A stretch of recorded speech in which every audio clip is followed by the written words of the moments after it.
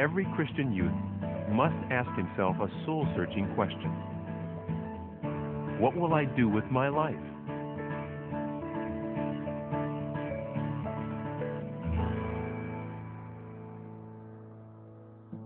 Much like Christian youth today, a young man named Timothy was faced with the decision about what to do with his life.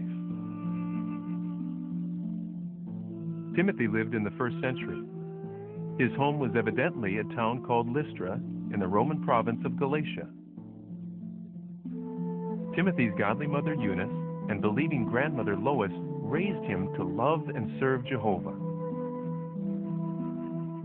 However, Timothy's father was an unbeliever, and as such would likely have promoted the goals offered by the Roman world. Like young ones today, Timothy would undoubtedly have been subjected to the influence of instructors who would promote worldly philosophy. What would he do with his life?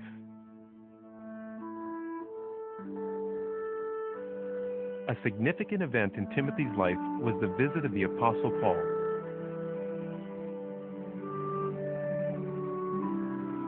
In time, Lois, Eunice, and Timothy all became Christians.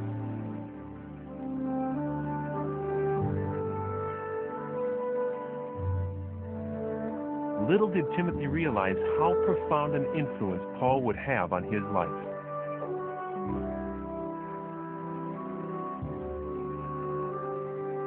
By the time Paul returned to Lystra, Timothy had grown into a well-respected young man. Paul chose him to be his traveling companion.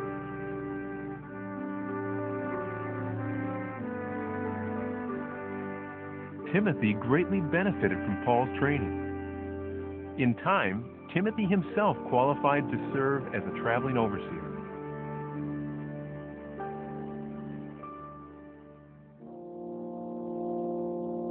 After years of association together, Paul and Timothy were separated. Paul had been arrested and sentenced to death. Before his execution, Paul wrote Timothy a final letter.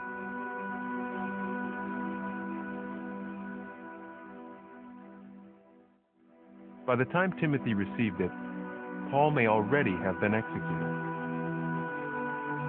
His final admonition to Timothy: keep your senses in all things.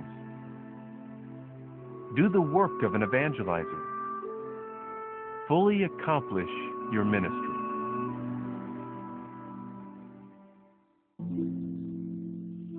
Like young Timothy, Christian youth today face a choice: whether to use their lives in vain pursuits or in the service of Jehovah.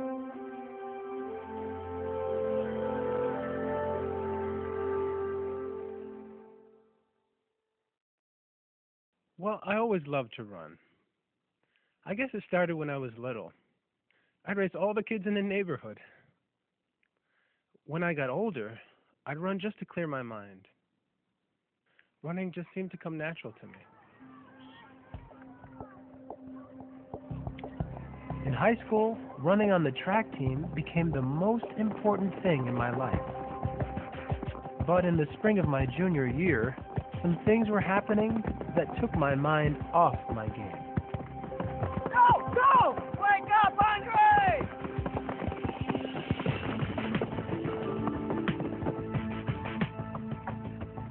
My mother and grandmother had become Jehovah's Witnesses. I wasn't baptized yet, but I knew it was the truth. The more I learned about the truth, the more I questioned how important running should be in my life.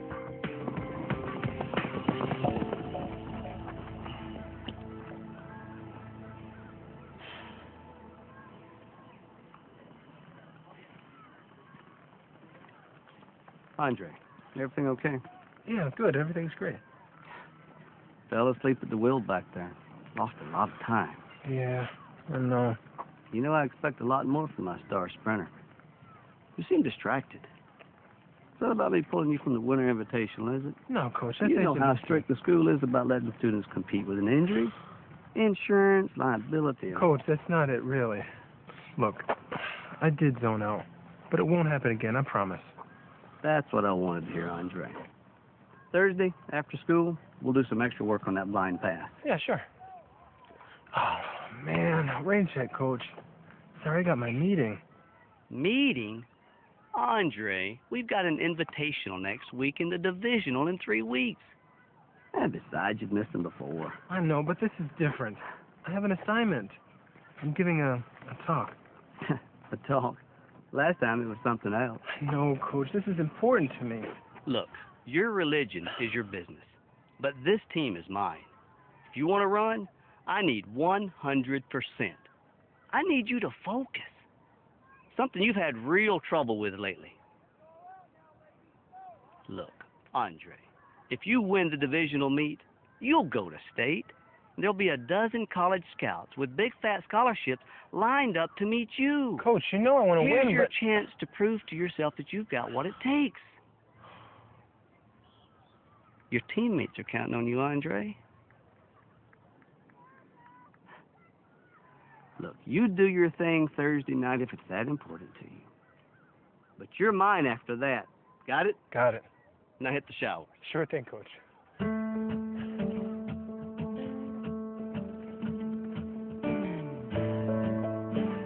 Coach Clark knew how badly I wanted to win. And he was right. I was distracted.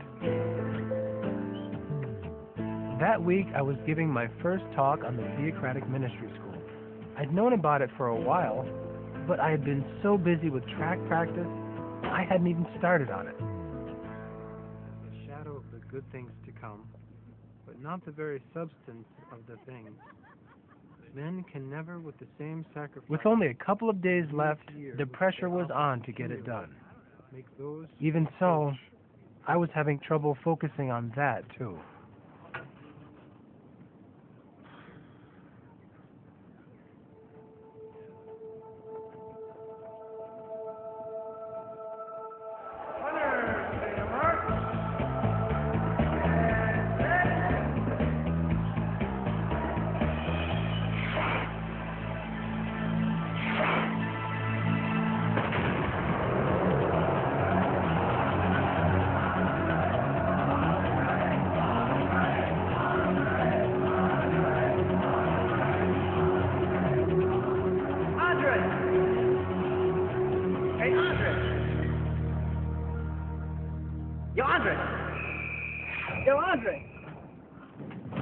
Yo, Dre. I was wondering where you were. Oh, hey, Berto. Man, you becoming a regular monk or something. Just doing some reading, that's all. Maybe you should do some reading on how to take off when I hit my mark. Like you never mess up? Besides, I made up the lost time. Come on, man. It's like your head's not in the game anymore. Ever since you started hanging out at that church. Kingdom Hall. Whatever. It's like you've been going through changes or something. I mean, when was the last time we just hung out? You always got some lame excuse. Look, everything's okay between you and me, really. I just got a lot going on, that's all. Berto, trust me. We're gonna win. We better. For two good reasons. Reason number one, college scholarships. You need it, and you know I need it. What's reason number two? My picture's on the stereo box. After we win the gold at the Olympics. Got that right. After the Olympics. Hey, Mom. Hey, Grandma.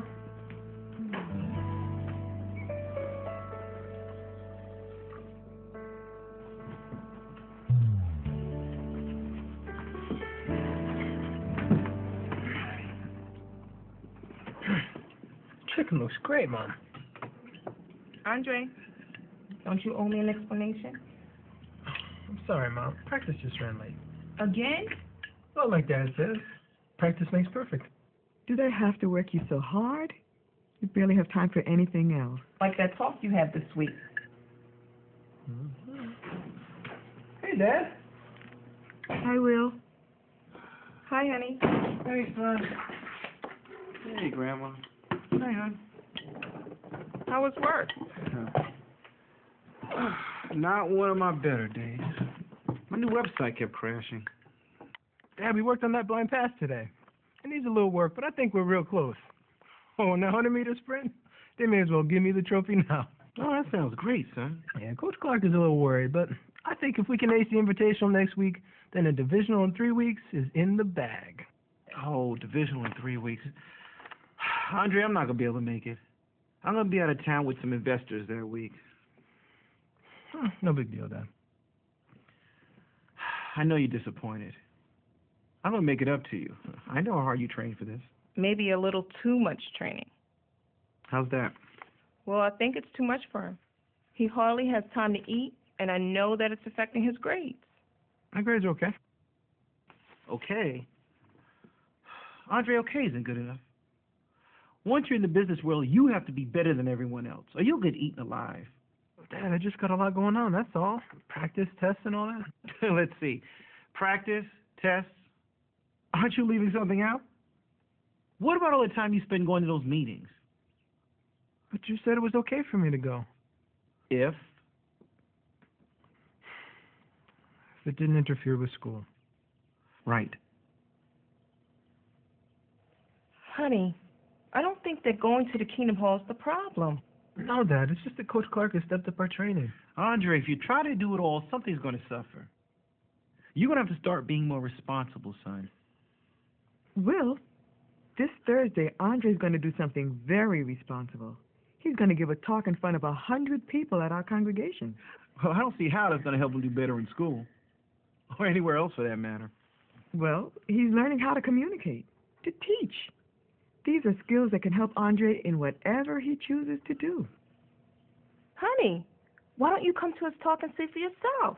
Yeah, Dad, you don't have to stay for the whole meeting. Whoa. Hold on. We all had an understanding, right? This is not my religion, it's yours. No offense, son. I will not go to the Kingdom Hall. Not now, not ever. Understand? Honey, I just thought that Now, would if you be don't good. mind, I would like to finish my dinner in peace.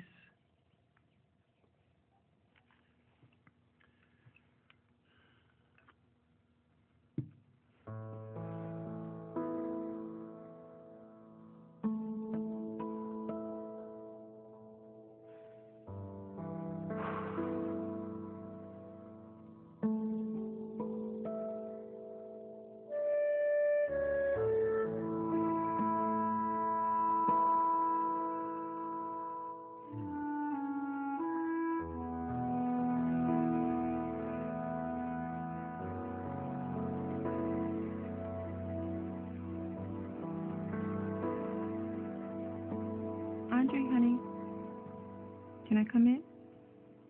Oh, hi, Mom. Sure, come on in. I brought you something. Thanks, Mom. Looks like you're working on your talk. Yeah, I'm getting there.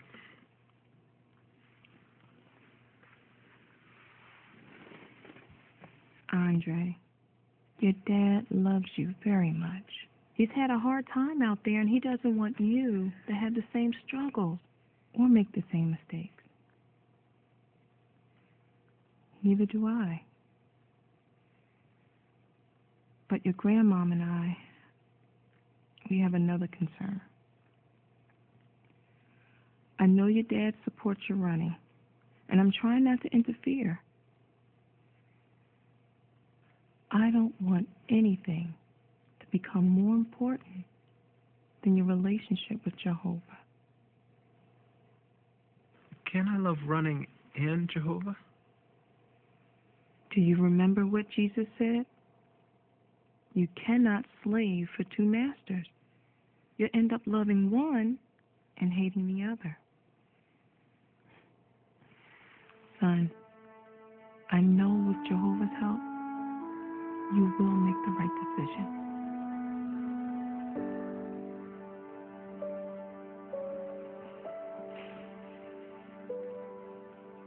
Well, I better get this talk finished.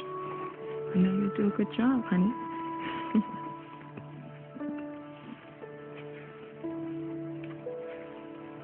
he shrinks back, my soul has no pleasure in him. Now we are not the sort that shrink back to destruction, but the sort that have faith to the preserving alive of the soul. Christians are runners. Runners in the race for life. We must have endurance to finish that race. Runners in a long-distance race often eat a lot of carbohydrates the night before. Like a long-distance runner, we can build up a reserve of spiritual strength by feeding on spiritual food. This will help us to run the race with endurance and to gain the prize of everlasting life.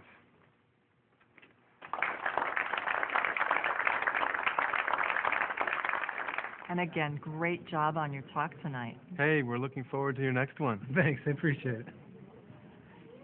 Good evening, Andre. Oh, hello, Brother Fleissig. That was your first talk. A real milestone. You did an excellent job. Thanks, Brother Fleissig. Your illustration about eating carbohydrate. Very effective. Well, I guess talking about running comes pretty easy to me. So I've heard.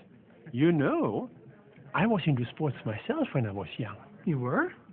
Don't let this cane fool you, young man. When I was your age, I had dreams of swimming in the Olympics. Really? I never knew that. Perhaps someday I will tell you about it. Say, I was wondering, do you know of an energetic young man who could help me with a small project around the house? Sure, Brother Fleissig. I'd be happy to help. I could come by Saturday after practice. Wunderbar. I'm looking. Now, I knew that Brother Fleissig had been an elder for years, and he had even been a circuit overseer. So I was a little nervous. I actually thought about canceling, but I decided to keep my word and help him out that day. I'm glad that I did. Okay, you two, it's getting late. Come on inside. I just made a fresh pitcher of lemonade.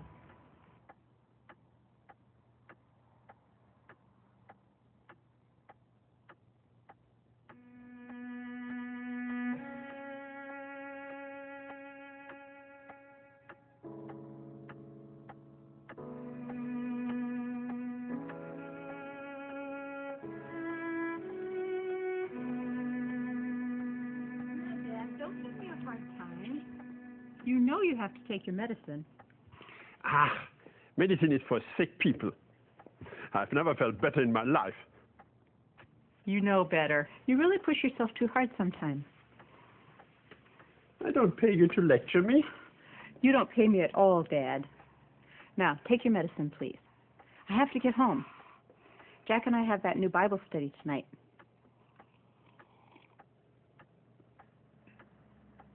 Bist du jetzt zufrieden? Danke, Papi. Now, you two enjoy yourselves. Don't let him keep you too late, Andre.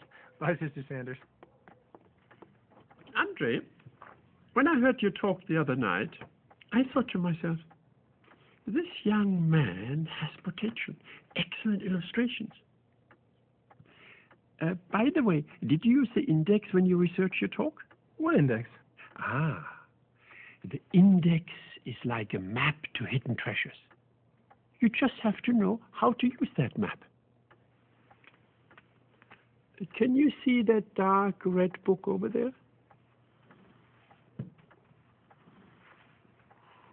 This one here?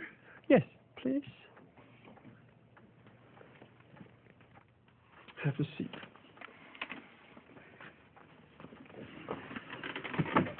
The light, please. This is a Watchtower Publication Index. In it, you find different subjects in alphabetical order. Let's say, for example, that you want information on endurance. Do you see all the subheadings under endurance? Yeah, lots. Adversity, cultivating, David, Jehovah, Jesus Christ, modern-day witnesses. Now, under each subheading, you see a list of references.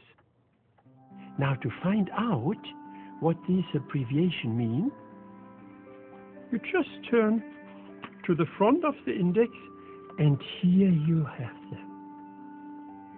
And you know, there is another interesting feature. For example, you read a Bible text and you want to know what is the meaning of it. We had a race with a local school that week, and the divisional meet was getting closer. So the coach was really stepping up the pressure. All right, back kick.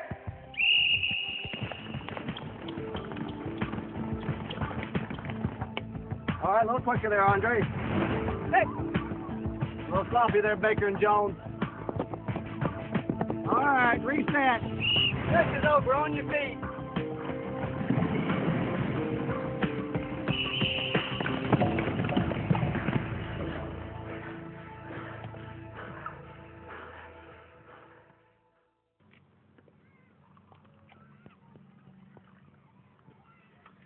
Here you go. Some more paint, my friend. Thank you. By the way, I didn't see you at the meeting on Thursday night. I was concerned you're taken sick. Oh, no. It's because the divisional meet is just 2 weeks away. The coach is really pushing us hard. It takes a lot to be a winner, doesn't it? Mm-hmm. How far do you think you'll go with your running? I've always dreamed of running in the Olympics, but I don't know if I'm good enough for that. I'll probably get a scholarship to a good university, get a good job. I'd be pretty happy with that. Ah, education. A good job. It's wise to think about these things. What sort of spiritual goals do you have? Oh, you mean like getting baptized? I definitely plan on doing that, when I'm ready. Ah, excellent. Baptism opens the door to a life of service to Jehovah. Have you ever thought about the many opportunities open for a young man like you? Bethel service, pioneering, ministerial training school? Me? I don't know if I'm cut out for any of that, Brother Fleissig. It's not a requirement, is it? Requirement? No.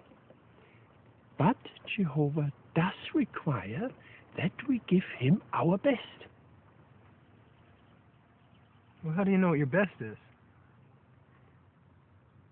The coach says you are the best runner on the team. Why does he think that?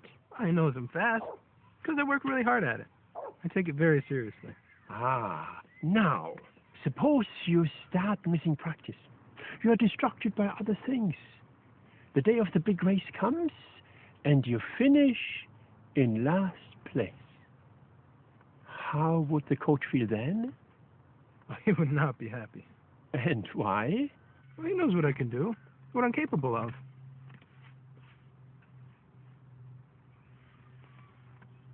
I guess he'd know I wasn't giving it my best.